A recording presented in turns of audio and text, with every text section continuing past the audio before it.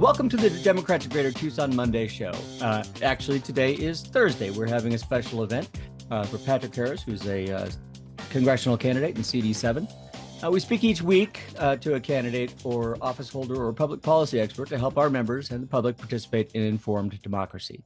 The Democrats of Greater Tucson, the DGT.org, is a membership-based club and political action committee with a 50-year track record in promoting democratic values in the community. Apart from our weekly forums like this one, we also hold a monthly in-person happy hour to provide our members and the public with access to political conversation and to encourage engagement with the democratic process and our own government. Please visit us at the DGT.org and to learn more about our upcoming events and browse our recorded shows. If you appreciate and support our mission to help people do democracy better, then please become a member for just $24 a year. Patrick Ian Harris Sr. has spent his life proving that barriers are meant to be broken. Born into a military family and raised between Washington and West Germany, Patrick's early years were shaped by curiosity and a love of learning that his parents instilled through travel and education. Despite personal challenges that led him to leave high school, Patrick refused to let setbacks define his future, from earning a GED to graduating magna cum laude with an MBA and qualifying for Mensa International. His story is a testament to determination and ambition. From sweeping floors to reshaping industries, Patrick's professional journey is nothing short of remarkable. He climbed the ranks at Safeway Incorporated and McKesson Corporation, managing over $1 billion in annual revenue and filing 43 patents in healthcare technology. Beyond business, Patrick played a critical role in drafting healthcare policy aimed at combating the opioid epidemic and led the Alcor Life Extension Foundation through a strategic turnaround as its CEO. Now he's channeling his innovative spirit into public service, running as a Democratic candidate for Arizona's 7th Congressional District to advocate for economic fairness, civic engagement, and transformative policies like his groundbreaking proposal, Capitated Capitalism, which you can learn more about at capthecap.com. There you go. Welcome, Patrick. Thanks, Mike. So let's get started with, if I missed anything in your brief biography that you sent us, I'd be happy to have you tell us about that now. And let's talk a little bit about your campaign for Congress. Yeah, I could spend hours talking about me, but I didn't prepare anything on purpose because I just wanted to come and be genuine so that, everybody could get to know me. Appreciate that. Figured I'd just treat this like an AMA, ask me anything, policy, personal. So, yeah.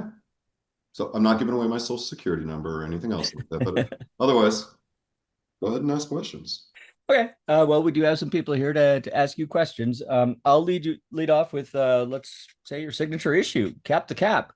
What is that about? It's very catchy, very marketable, but what is it? So I was looking at a lot of the problems, because I experienced so much when it comes to just trying to chase the American dream, right? Education was too expensive, trying to get off the street. I had a brief period of homelessness. I wasn't born, I'm not the son of a senator or, know any billionaires or anything. I'm just a guy. And I was watching the money and influence in politics last year, and I always knew that there was a problem with capitalism in general, especially unchecked capitalism. I was very blessed to be able to compete in a way that put me into a very good position over the course of 25 years from going homeless to retired. But with that time to reflect, I looked around at my kids, looked around at my family, my friends, and of course I'm sitting here lonely because everybody else is still working at my age. So I just had inspiration one day. I didn't go to college to be an economist. My background is healthcare primarily. So I just saw a root cause, and I've got that type of mind that I say there's a problem, how do we solve for that problem?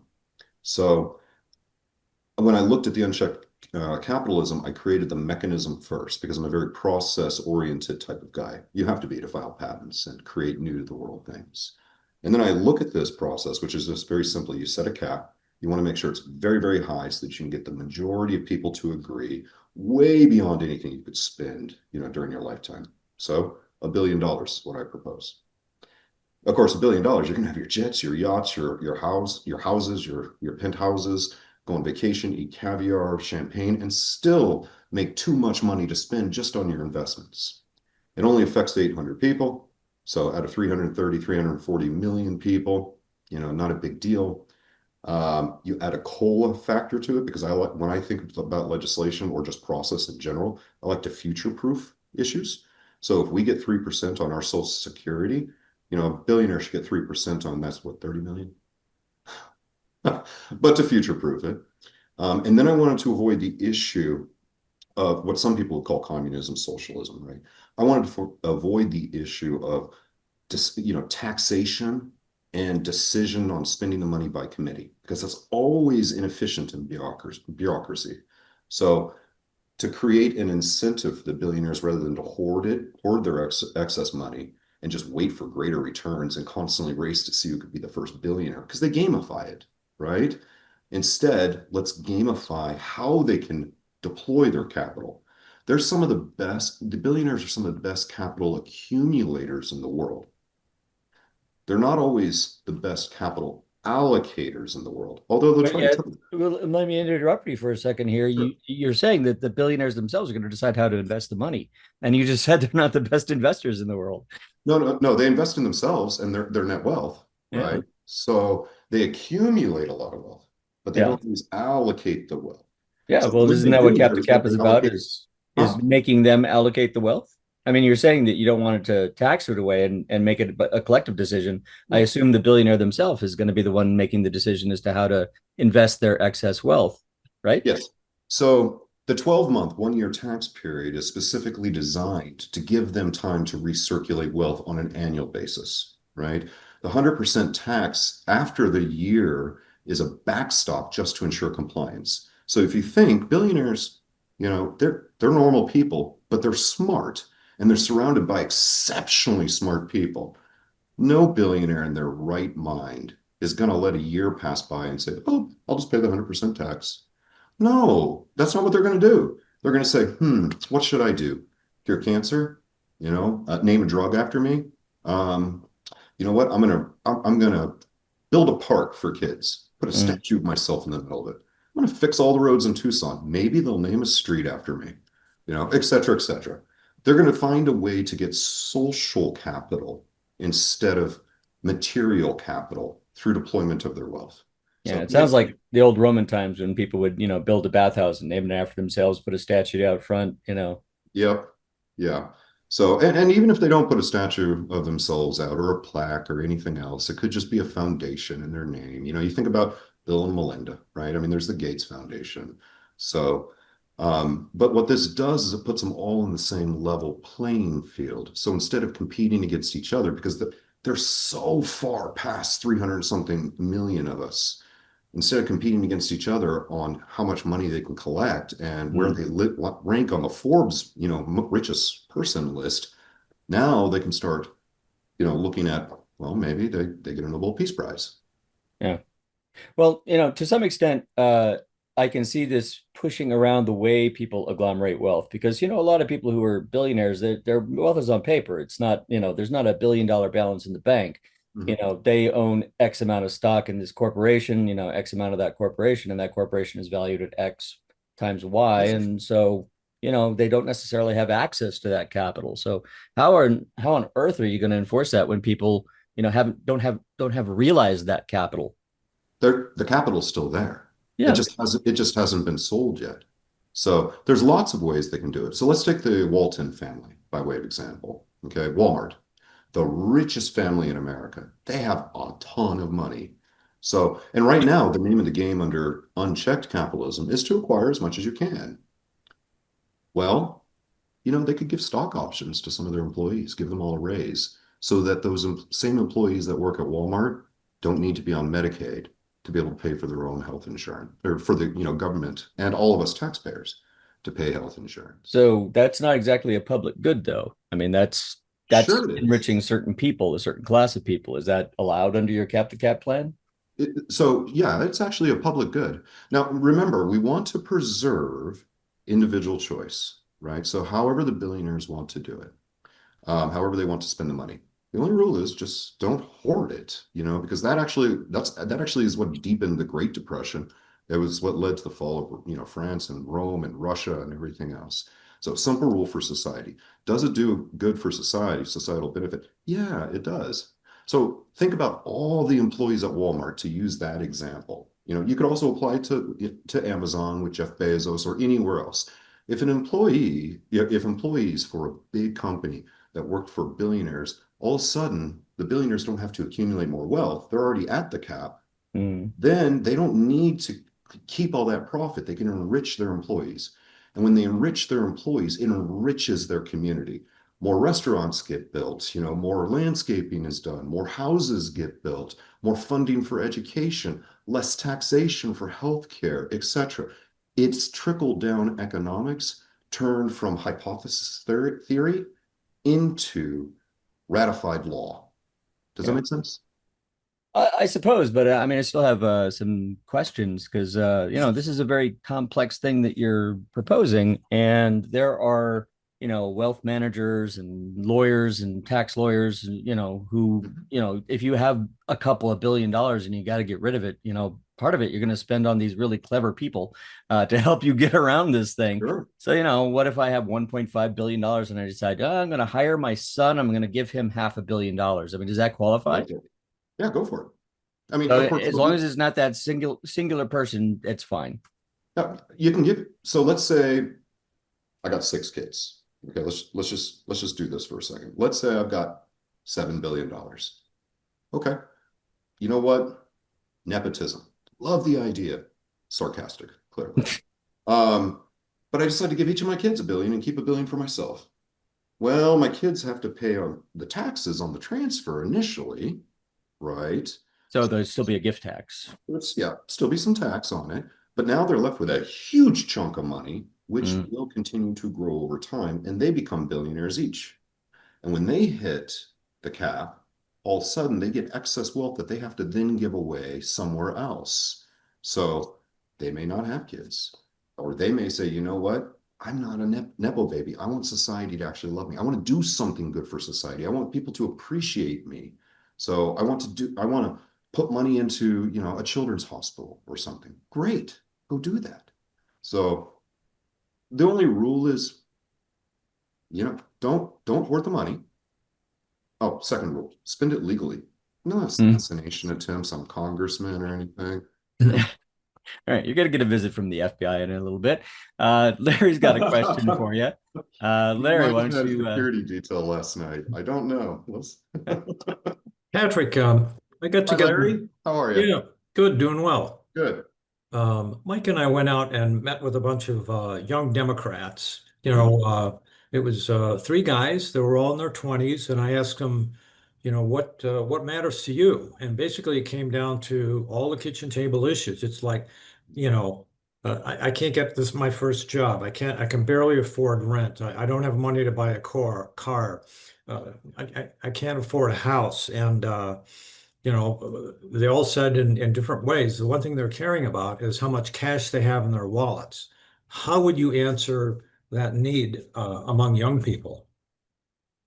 So, economics can be difficult because there's a lot of moving parts. But here's the quickest and easiest answer. If you go to my congressional website, Patrick Senior for Congress, as a matter of fact, let's do that right now. Elon Musk, the richest man in the world, created an AI named Grok, which he claims is the most intelligent AI in the world. I don't know. It's using Twitter as its feed base, so I don't know how intelligent it could possibly be. That's fair. That's fair. We can do a Monday morning quarterback and take a look at that later. So what I did is I went to Grok and I took my unpublished manuscript and I uploaded it. Click on Grok. Go to Grok. Go to Grok.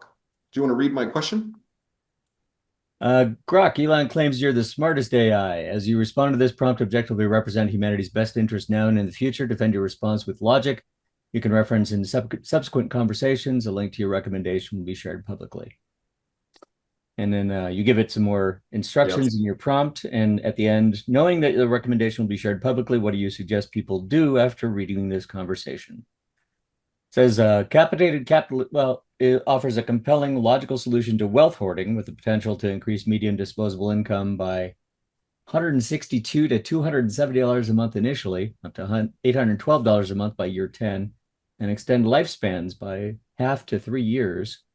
in developed nations. Its ability to unite a divided world surpasses other proposals due to its ideological neutrality, global adaptability, and broad appeal. Elites should endorse and shape CAP to ensure influence and public goodwill, while the public must drive momentum through petitions, advocacy, and electoral support. Delaying implementation costs billions monthly in lost economic activity and risks instability. By acting swiftly, humanity can restore capitalism's promise of opportunity, fostering hope, happiness, health, and financial stability for generations. Cap to Cap is not just a policy, it's a movement to reclaim a fairer, more dynamic future. Mike, if I could just jump in quickly, I didn't understand any of that. All I want to know is how do I get more cash in my pocket? This is Sure. I'll break it down real quick and easy for you, Larry. 800 billionaires have over $6 trillion. Mm-hmm. If you do the math and they're allowed to keep $1 billion, even if they give a few billion to their kids, that's trillions of dollars. That's jobs that have to be created. That's that $162 to $270 extra every month. How do you get the billionaires to let go of their cash? I mean, they don't care about schools and hospitals and housing. They have no interest in. That's the 28th Amendment that I put up. That's the petition to be signed on capthecap.com. So for these young people that you're speaking to, you know, just send them to capthecap.com and it'll explain everything. You explain it. Okay. I'm really dense. I'm kind of stupid. You just have to spell it All out. right. Yeah, Yeah, Larry is illiterate. There's a one-page amendment, right, to the U.S. Constitution that allows for the U.S. for the first time ever to tax, if necessary, total net wealth, creating an incentive for reinvestment into the society to avoid taxation. Reinvestment into society will create more jobs, better paying jobs, and that's what will help these kids out, these young adults. Does that make sense? Yeah, I mean, if you can get the amended passed, the Constitution was last amended in 1992. Yep. For Congress not to give and themselves it a was raise. a very big deal. So I don't think it is. So now consider this for a second. We've had 27 amendments, and we're coming up on our 250th birthday. So that's less than one amendment per decade. It's been over 3 decades since we've had an amendment. In those last 3 decades, we have seen the growth of so much wealth at the top. You've got this huge demand out there right now. National debt needs to be addressed. Government programs need to be addressed. There's no hope for the future for these kids that can't pay themselves. You're talking 2/3 of each chamber of commerce or of Congress in 38 states. So with this amendment out there, finally a solution and a petition to sign, which lawmaker, let's use District 7. How many billionaires live in District 7? you tell me. Not a clue. 0. Yeah. So 800,000 souls in District 7 should have 0 opposition in supporting this. Let's use District 1. There's a few billionaires in District 1. Do you think David Schweikert would be wise to support a few billionaires or the rest of his district? If he wants to keep his seat. I haven't seen any reaction from the Republican Party, but I can foresee them just, yelling communism. Oh, they've tried. Well, I wouldn't say the Republican Party has. Political agents have tried. And video 4. So I've got a YouTube channel too. It has 24. Are you able to share that in the comments, Mike? Do you have it? The link to the video? Chris, could you share yeah, you got this? Okay. I have 24 videos. They're only 2 to 3 minutes long, and it will explain cap to cap. It'll go for everything from, is it communism, socialism? Why is it not? How it promotes peace over war, international relations, tariffs, inflation, restoring the American dream, why politicians want to do this, etc. 2 to 3 minutes per video, and every Democrat in the nation can spend less than an hour and a half. Share this YouTube video with them all. with everyone. Because here's the thing, to ratify an amendment, there's going to be some holdouts in Congress that will side with the 800 billionaires instead of 300 plus million people. They need to be replaced. There may be some state legislators, because we need 38 states to ratify it, who may need to be replaced. So run on this platform. And, you know, it's not just a Democratic platform. Republicans can run on this platform too. Because putting that money back into society and keeping it flowing creates jobs, which also lowers our tax rates. That's stuff Republicans like. Republicans don't It's giving them a lot of credit for enlightened billionaires, they stand self-interest. for principle. Huh? I think it's giving them a lot of credit for enlightened self-interest. I mean, obviously, better wealth distribution is better for society, but you know, a lot of Republicans refuse to actually recognize that fact. So We shall see, yeah. because we shall see. If I get elected to Congress, I will be talking to the members who are in opposition, and then I will be visiting their districts and say, hey, you've got 2 billionaires here and 800,000 people. Who's your congressman actually representing? I see Andrea Kennedy has her hand up. Andrea, you want to ask Patrick a question? If we have time, I'd like to ask you more about this topic. But right now, Joe, I'm going to ask the shortest question I have ever asked.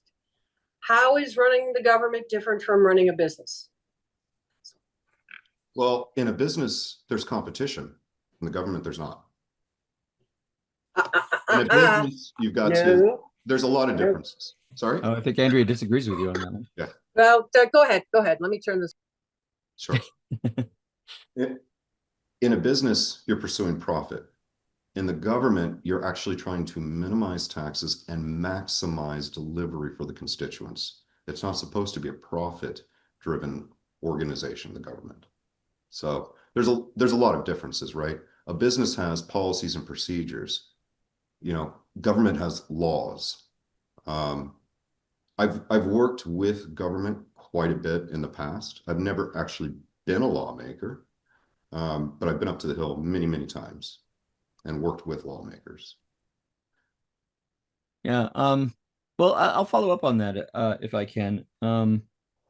It seems to me that one of the things that might happen with this proposal is a lot of privatization of public services. You know, people use that whatever's over $1 billion to provide some kind of, you know, service, and maybe contract, you know, their own company and, you know, recycle some of that wealth back to themselves in providing those services to the public. And so we've seen a lot of that in government. And, you know, there's a name for the privatization of public services, and that's feudalism.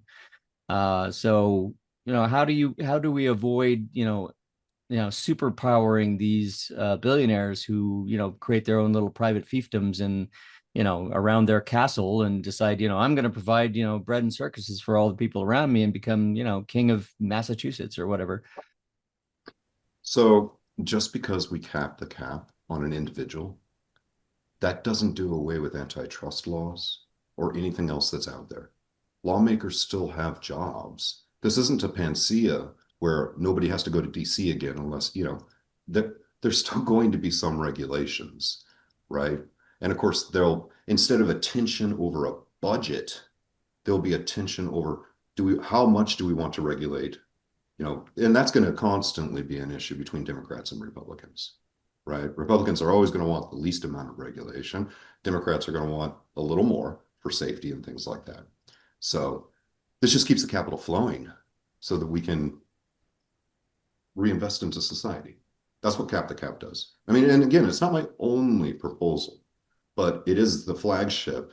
And it's the most important thing to get out there ahead of 2026, because when you cap the cap and trillions of dollars start to flow, everything else Democrats stand for costs money. Yeah. And what that is whether it's education or healthcare or anything else, Cap the Cap helps fund those planks to this platform. Does that make sense?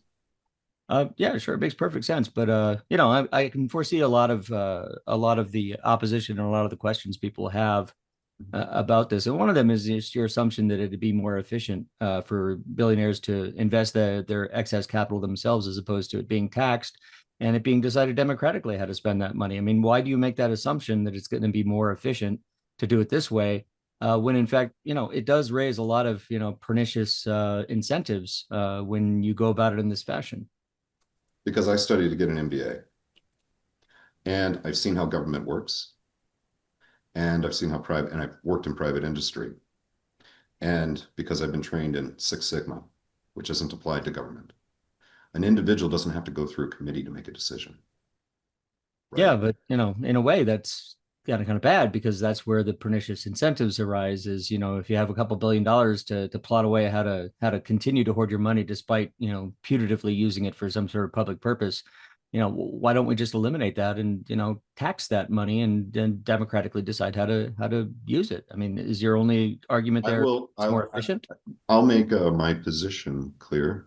So one, we live in a democracy. Mm-hmm. So I don't decide everything, but I will say two, I am against perverting the cap to collect taxes and seize it from the billionaires. I want to incent them to spend money and keep capital circulating. So I can see lawmakers in DC try to push this toward saying, we want to collect the money and then we want to go spend it in our district to buy more votes. Mm-hmm. You know what? Pick up the phone and call the billionaire and say you need your road repaired, and you'll put a plaque or something up instead. So we want to be careful not to head down the socialism path because that doesn't work very well, especially here in America. It will crush innovation and speed, and it won't reward risk anymore. So capitalism is good.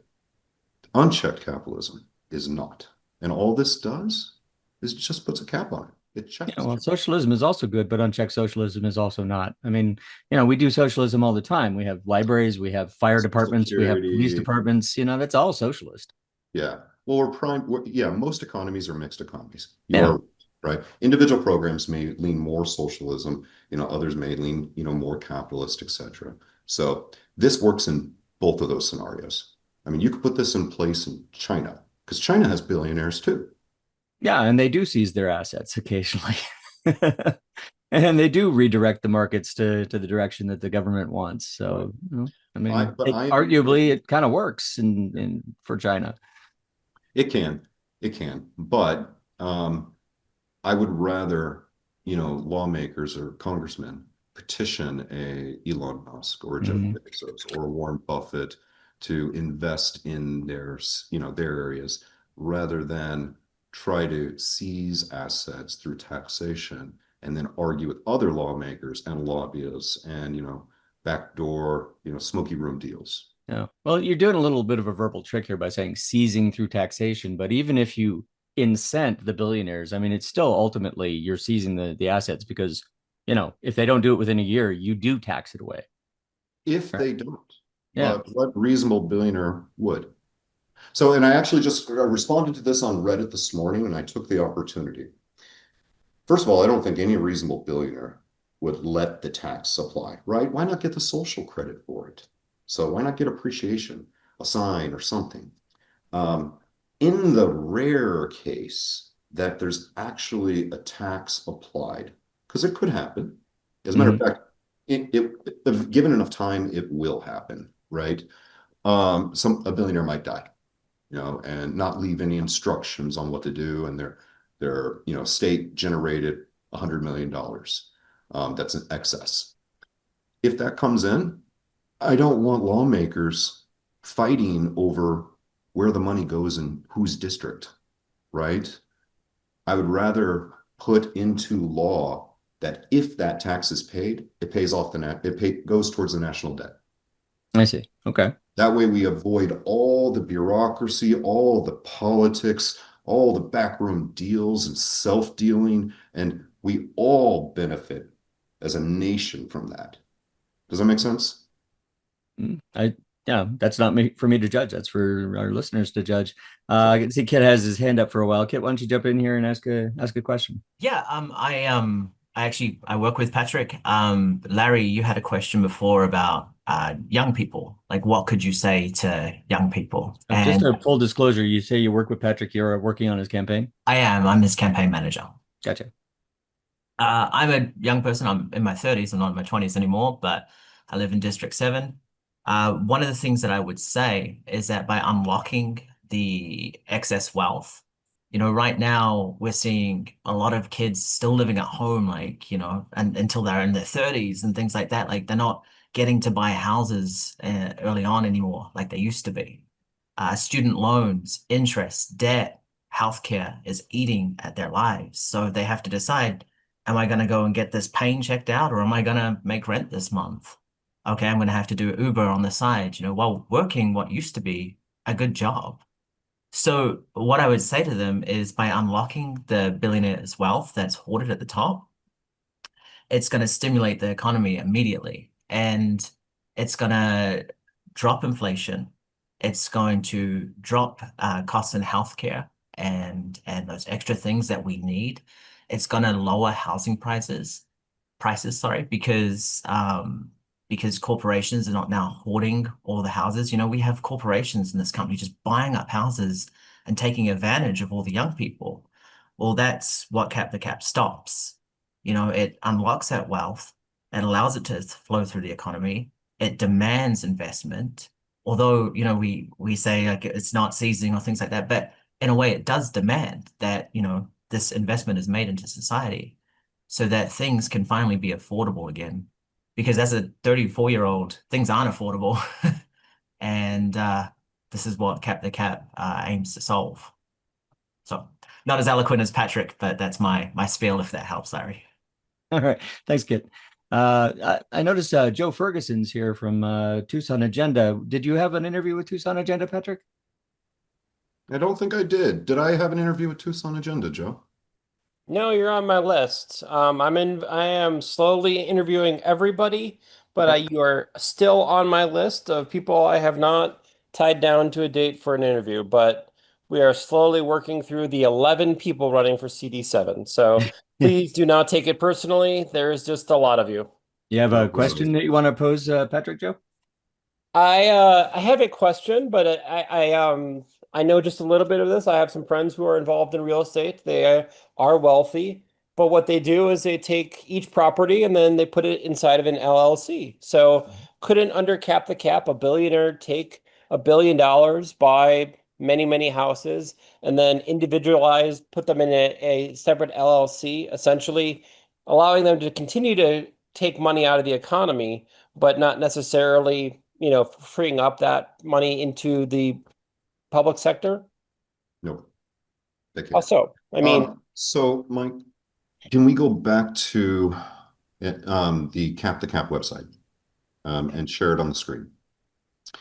The amendment that is on the website. Go to home. Scroll down a little. That amendment right there. Are you able to zoom in on that?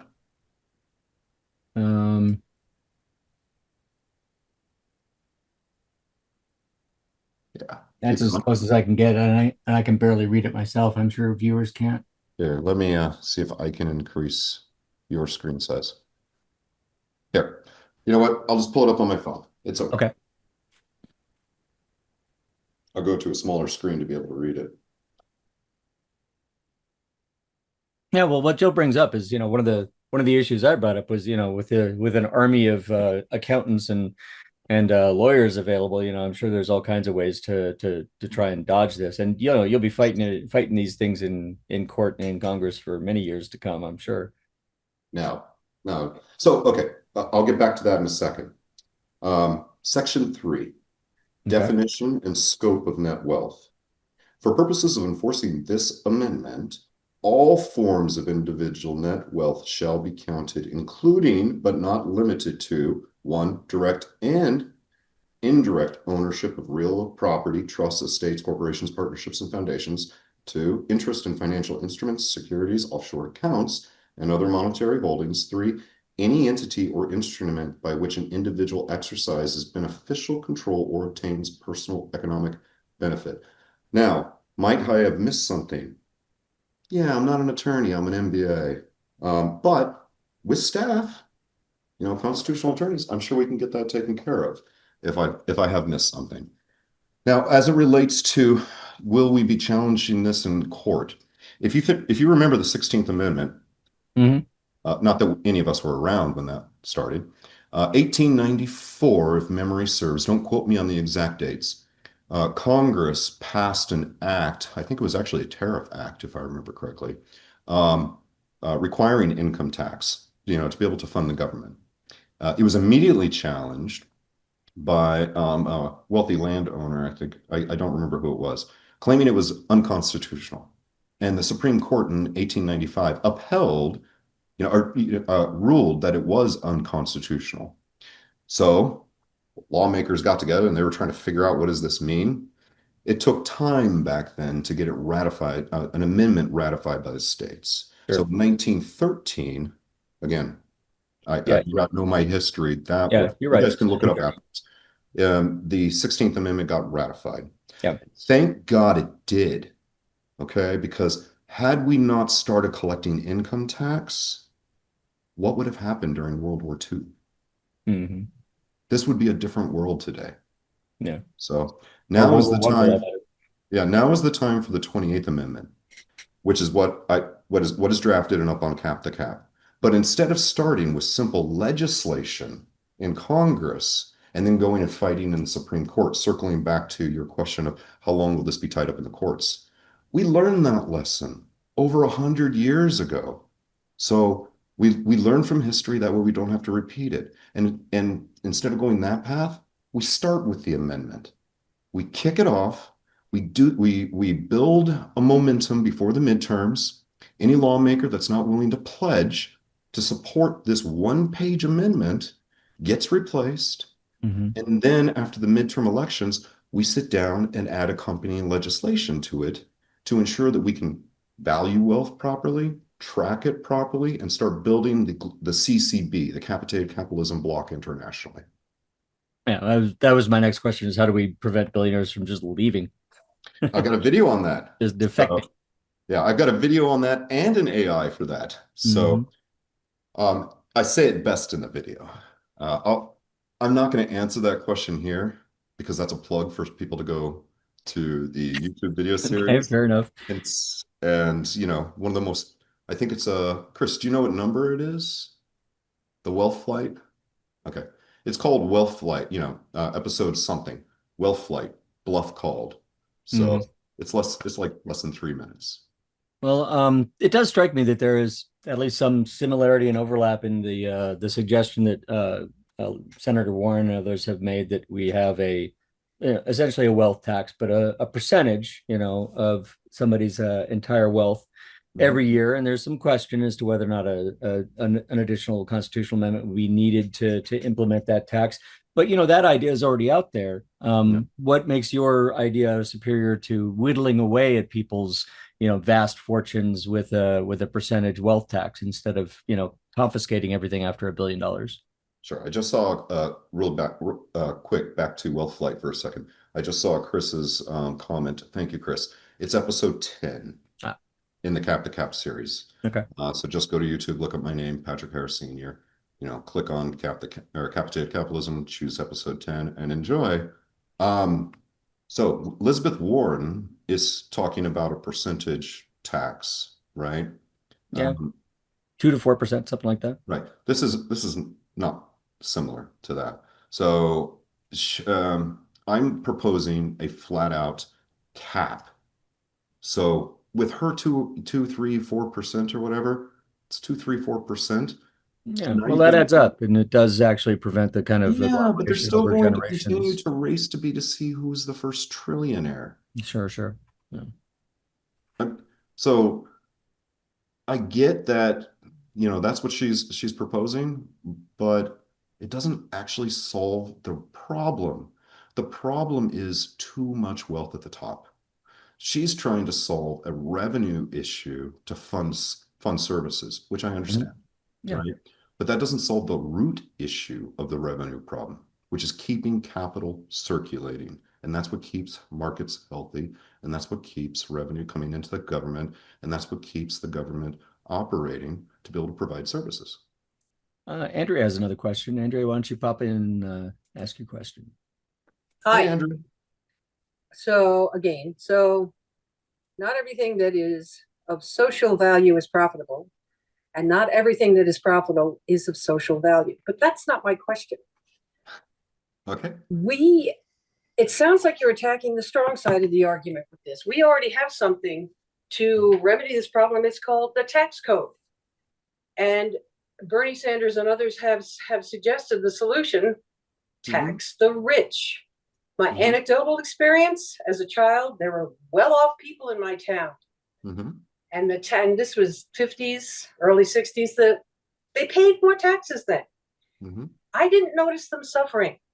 One of them was a lawyer whose daughter had a princess phone in her room. I mean, well, this was just the height of whatever you want when I was a girl. Go that way.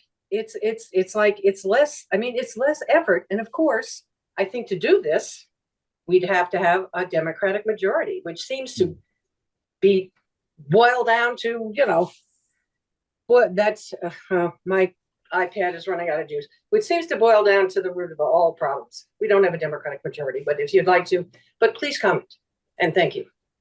Sure, not a problem. Yeah, I remember rotary phones. I didn't have a princess phone. So remember back in the 1980s, there was the trickle-down philosophy, right? Yeah. Work on this big tax code. And they really haven't revisited the tax code since again, don't quote me, I think it's 1986 Reaganomics. But the idea of trickle-down was ensure that all these tax breaks and everything, allowed for wealth to accumulate. And then, of course, that would, create big organizations and would trickle down. I understand what Bernie and others are saying. I really do understand what they are saying. Hasn't worked in 40 years. It's only gotten worse. We have had very low marginal tax rates for the past 40 years comparative to the time that Andrea was look at our indicating. Debt. Yeah. Our debt has exploded, right? Leaving no future for our children. So, and this is some of the stuff that the 20-year-olds are really worried about because they're going to have to inherit it. And interest payments on our debt is the biggest thing. Back to, thank you, that was a good plug, Mike. Back to Andrea's point of it being, we don't have a Democratic majority. We need to work across the aisle. Democratic majority is a nice thing to have. It's a preferred thing to have, right? If you're a Democrat. But what must happen is to find common ground. And that is what has been forgotten by both parties. I would beg Larry's got a question. Larry, go ahead. I'd beg to differ on that. I mean, Mitch McConnell announced when Obama was president that they were going to become the party of no, and that has held true since then. And my experience is that, and I'm seeing this now with Ruben Gallegos, they're willing to work across the aisle, but there is no interest in that in the opposing party. I mean, how do you overcome that? Economically. So you have to ask yourself, what do Republicans care about? Let's just break it down. Property. What do Democrats care about? Simply people, right? They're not mutually exclusive. People create property. Democrats need to understand how to balance a budget and work a P&L and operate like a business to be able to take care of people. Republicans need to understand that you need to cap unchecked wealth to an extremely high but reasonable level to take care of the people who create the property. There is common ground to be had. And that's what Cap the Cap proposes. Well, I agree that there's common ground to be had. So let me ask you sort of about some things that can be done in the short term. And I admire your long-term plan to have an amendment in the Constitution, but as you know, the Equal Rights Amendment was introduced in 1972. It got 38 states 10 years later past the deadline, and it has been tied up in litigation in the courts for 43 years. Mhm. So in the event that that happens to the 28th Amendment, what would you do? What would you do like in the first 2 years here in Congress that would put more money into my wallet and in the wallet of young people? Well, first, it's like I said during the debate, and I'm glad that we're starting to talk about other policies besides cap to cap. I don't think it's going to take 10 years. So remember, amendments can pass quickly when there's enough support. When there's enough opposition, it could take a long time. The opposition to cap the cap will come from 800 people, probably less, because there are billionaires like Warren Buffett and Mackenzie Scott and others who would like this. Bill Gates comes to mind. So the first billionaire that agrees to this, the others get social pressure. So I don't think it's going to take as long as you think it is. And I'm not trying to be overly optimistic. I do think it's going to take a few years. I don't think it's going to happen day one. Immediately, there is nothing I can do immediately except introduce legislation. So it took Such as, give me an example. so we were talking during the debate when I talked about the five, taxpayer. Yeah, let's not do that again. Yeah, let's not. But that will help fund more medical for everyone because the most favored nation means it reduces your taxes, which Republicans want to do, and Democrats want to provide more medical coverage. So by offering most favored nation, who's getting hurt? The major private insurance companies and PBMs that are at the top Fortune 10 companies, they have a powerful lobby. Why is their lobby powerful? Because Congress doesn't have somebody that understands how the mechanics of the system works, like a guy that filed 43 patents in it. They're being educated right now by lobbyists, and they're being scared of collapse within that system. You want to know how I can help? I'll I'll bring my business and healthcare experience. So reducing taxes and improving healthcare outcomes for everyone. That's something both sides of the aisle can agree on. That's a bill that can happen very, very quickly with Republican and Democrat support. Sure, there'll be some negotiation because there will be those, states, the senators, they're going to want to get a little more of their, for their constituents, but we simplify it, we get it out there. They'll have to fight the lobby. I get it. They're not going to be able to educate me. And we could pass a bill a lot faster than an amendment. But again, going back to that, I don't think it's going to take a lot of time to pass the amendment. Well, Patrick, I know that you, in fact, want to cap more than just the cap. You also want to cap politicians. I understand you are a supporter of term limitations. I am. So, caveat though. Now, I'm glad you brought that up. Thank you, Mike. Term limits are hugely popular. Everybody wants term limits. Why doesn't Congress limit their terms? Well, we stop and we think, oh, they just want to hold on to power. But why do they want to hold on to power? Let's be honest. If you're a senator making 147 or 174, whatever it is, $1,000 a year, you can make a lot more money with a landscaping business and a lot less stress. So they're holding on to power because of this thing called institutional knowledge. Mm-hmm. If we pass term limits, say 3 terms in Congress, that's 6 years.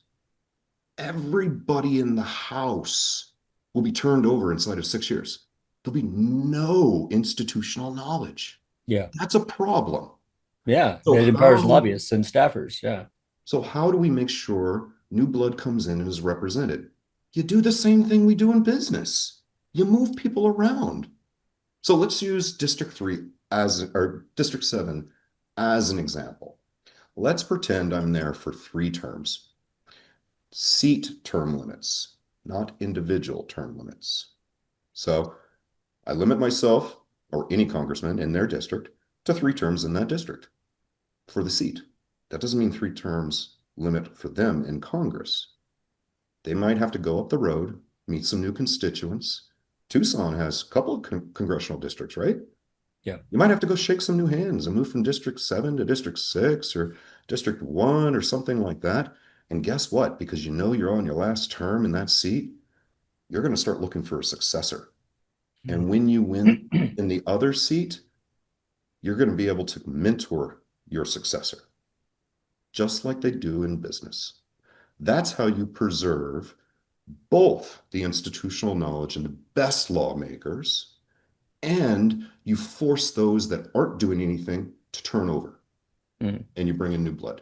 I mean, So it's I can not a see matter where of term limits on the individual, it's a matter of term limits on the seat. I got you. I mean, I can see your argument that that might preserve the best lawmakers, but it might also preserve the worst.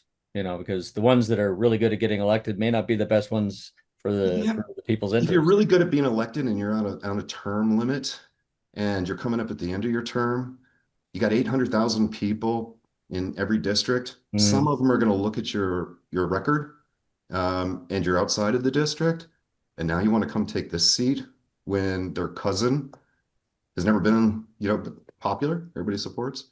I mean, they could try to run. Sure, it's a democracy, but I have faith that the American people are smarter than some politicians give them credit for. And well, we have a similar situation here in Arizona where we have term limits in our state legislature, and people just flip back and forth between the Senate and the House. Yeah, they'll gamify it, sometimes to preserve, the institutional knowledge. So, But more to preserve their personal power, to be frank. Yeah. Well, some of them, sure, yeah. And let's be honest. There's not a lot of people that want to run for office. If you go and work for a company, Apple, like I did, I worked for McKesson, anywhere, and you work your way up the corporate ladder, why would you want to take a pay cut? Put your whole life out there. Listen to everybody's problems. I mean, everybody's problems. Try to figure out solutions and not have your own department to make a decision, but have to negotiate with 400 other people plus. We don't, I hate to say it, we don't attract a lot. It's not an attractive career to go into. Yeah. We're really not always the best and the brightest. I'll agree with you there. I know people probably want more than just a one-trick pony and a one issue candidate for their representative. So can you give us some personal information about you, your history with the district, your experience with constituent service, this sort of thing that that's also the job of the representative, is to be a member of the community, understand the community, and represent the community. Sure. So not a one issue, right? Today, we talked about three things. We talked about cap to cap, right? We talked about the term limits. We talked about a bill to address healthcare. Got a lot of other things, but I know we're running out of time. So yeah, well, you have as much time as you're willing to give us. Yeah. Yeah. A few things about me, actually, this is a great time to transition, to ask me anything about me. Before we do, let me answer your question on my history with the district. None. I mean, I've traveled to Tucson. I've had, dinner there and stuff like that. Have I lived in Tucson or Yuma or other areas in District 7? Because it's not just Tucson. That's true. No, I haven't. Wait a minute, Patrick, you live in District 1? And this is what the media asked me. It's funny. They're like, you don't live in the district. No, 4 of the candidates running don't live in the district, right? So, Arizona law allows for someone outside of the district to run in the district, provided you're an Arizona citizen. Sure. Do you think that was an oversight of Arizona law? No, it's a feature, not a bug. And the reason is because the voters in the district can recruit talent outside of the district. So think about it from a business perspective. I'll use my example. I was in Washington State. That's where my family is. As a matter of fact, I'm going to go back there this weekend for Father's Day weekend and have a family reunion. Then I'll be back for campaigning and press. I moved from Washington State to Arizona in 2004 for a job because I was the best candidate. And then in 2008, I moved from Arizona to Georgia for a job because I was the best candidate. And then I moved back in 2019 to Arizona for a job because I was the best candidate. So what's my connection to the community? Don't have one, not yet. But that's also a feature, not a bug, because I don't carry any baggage or bias. I get to listen to all your voices equally. I don't have a best friend or a best family or, the kids that I went to school with in high school there. So all your voices matter equally to me. Does that make sense? Yeah, it's a good answer. Joe, I saw you go off mute there for a second. Did you want to ask another question, Joe? I was just going to speak for my media brethren when we say that we always like to point out when somebody does not live in the district. We feel like it's important information for the voters to know. I appreciate your answer, and it's a good explanation. But again, we want to make sure that voters know that about districts, and we don't see it as a feature or a bug. We just see it as, something that's a important fact to note when we're talking about candidates. Yeah, thank you, Joe. I appreciate that. I do have one condition. If elected, somebody's gonna have to show me the best coffee shops, the best restaurants, I mean, help me get familiar. Your local media has plenty of outlets for that will be happy to guide you from everything from where to take visitors to where to have dinner. So there is Nice. an abundance of those. Our Nice. friends at Tucson Foodie might be the best place to start. I have a All right. subscription. Yeah. Let's talk after Good July publication. 15th. Let the people decide first. There's a question in the Let's chat ask that I questions overlooked. about me personally. Oh, sorry. Go ahead, Mike. Yeah, there's a question in the chat that I overlooked. Ron, I apologize, but Ron Benson asks, does your economics plan affect the volume of money in politics? And I guess you could Yes. supplement that by Yes. saying, Oh my gosh. to get the Okay. money out of politics. So think about this for a second. It's so recent too. I'm sorry if I'm getting animated. I'm glad. Thank you for the question. Was there money in politics last year to get the White House? A couple billion, yeah. Yeah. So, um, when a billionaire is capped at $1 billion, why would they spend a quarter of their total wealth to elect someone to only get back up to that amount? Do you follow? Mm-hmm. So right now the game is get as much money as you can. So I'm going to pay for, you know what? I pay $250,000 to put a candidate in. And for that $250,000, I get a 10x return. Well, guess what? If you put $250,000 in, you get a 1x return. Mm. So the profit motive's removed. There will still be money in politics, okay? That we cannot avoid. That's just the cost of living in the system that we live in because there's costs to print postcards, there's costs for signs, there's costs for our TV advertisements, et cetera, et cetera. Could we eventually remove all money from politics? I don't think so. But could you remove a single person or a small group of so much financial leverage to turn over all of Congress to control them? Yes. And how do you return that back to democracy? You cap the cap. There's a video on this, actually. And Chris may have already put the number up. It's episode 20. Let me see if I got this right, Chris. 22? You can say it in the chat. So, but again, it's less than 3 minutes. So yeah, to answer your question in short, cap the cap actually will help get big money out of politics. So will it do it entirely by itself? No, we're not talking about a panacea. We're talking about an evolution. And evolution is better than revolution. We take this step, and then decades later, we see what else needs to happen. Hopefully I won't be in Congress decades later. Yeah. Let's turn back to your personal history. Have you always been a Democrat? No. Let's talk about that. Yeah, so this may offend some of you because I know there's a lot of pride in lifetime Democrats. I grew up in a mixed family. Fierce Democrats fighting fierce Republicans. So we all love each other still. I remained independent all my life.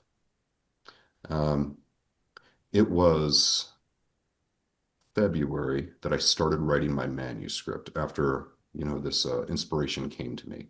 My manuscript kept the cap. I filed for copyright on March 5th.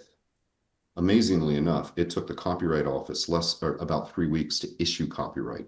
That doesn't happen That should speak to how unique this is. It's the first time capitated capitalism has never been presented in all of recorded human history. So this is literally a brand new to the world economic framework. But after I filed for copyright, while I'm waiting for the copyright response, I'm thinking to myself, okay, this is probably a book I can sell. I can maybe monetize on it. I do good for humanity. It was a week later, a little over a week, that my feeds let me know that Raul Grijalva passed away, the late congressman. And I prayed on it and I meditated on it. I spoke to a few people about it, and it's like, okay, if you have to be the one to drive this cap to cap, Patrick, because it is your vision. And if it's your idea and your vision and you give it over to lawmakers, they don't see what you see. They'll pervert it intentionally or deliberately, and it won't end up the way it needs to end up. I never wanted to be in politics in my entire life.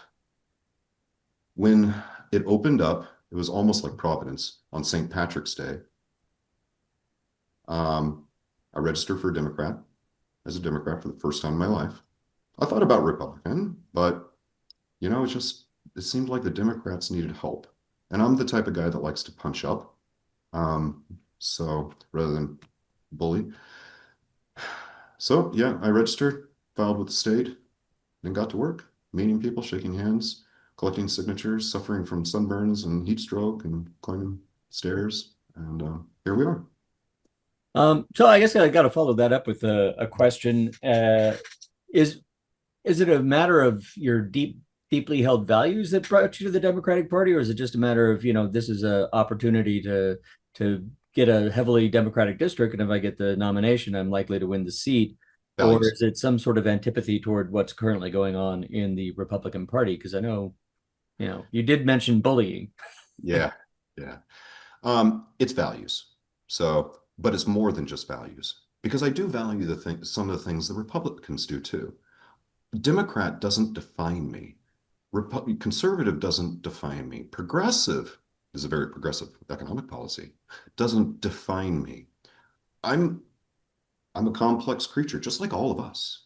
So do I agree with the Democratic values? Absolutely. I come from healthcare. I spent my career there.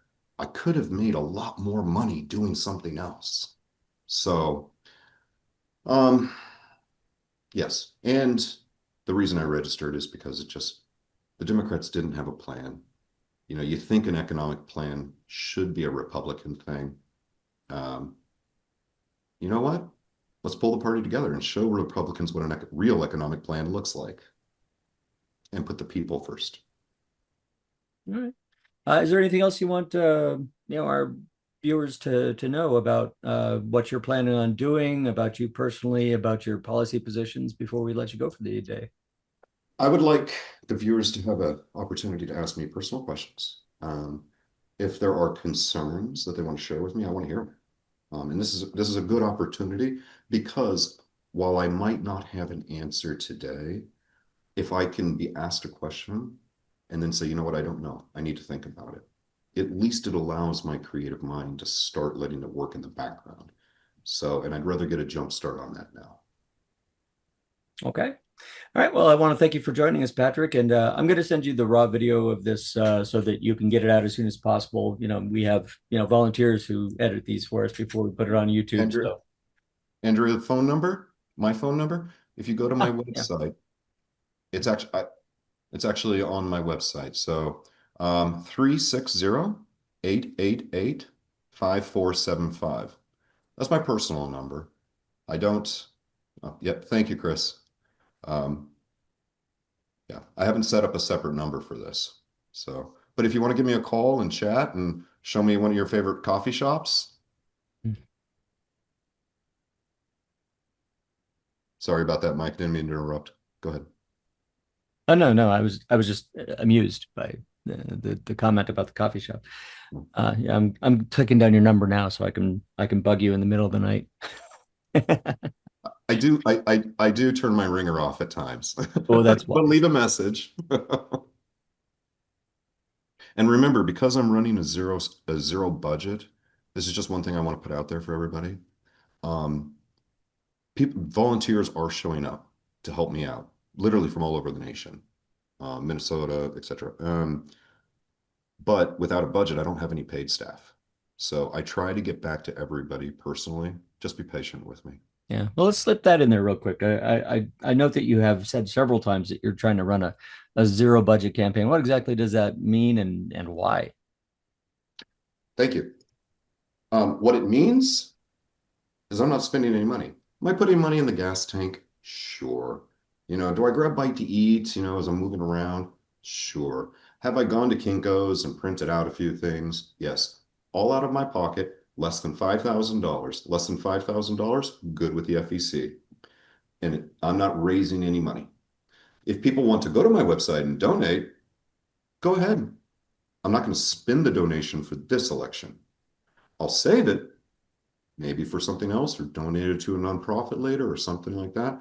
But the reason I'm running on a zero budget is because at the end of this election, we will now have a global case study, name recognition, money in politics, even within the Democratic Party, versus actual policy, platform, and messaging. Careful with those fingers. I only use these. I like but the point is when I'm at null, zero, even if somebody else spent 10,000, which is a very small budget for that's $10,000 at, you know, and That's like a school board race. yeah, I'm trying to prove a point. Yeah. So even if I don't win this election, whatever percent of vote I get, this is what happens. Another video goes out on Cap the Cap and says, unknown candidate, zero budget, nobody knew the guy, outside of the district, and guess what? He got X% of the vote. That's the power of this platform. Midterms are next year. Get out and run. All right. Well, thank you for joining us, Patrick. I appreciate it and enjoyed the conversation. And thanks for joining us, folks. We're going to sign off now and have a great day.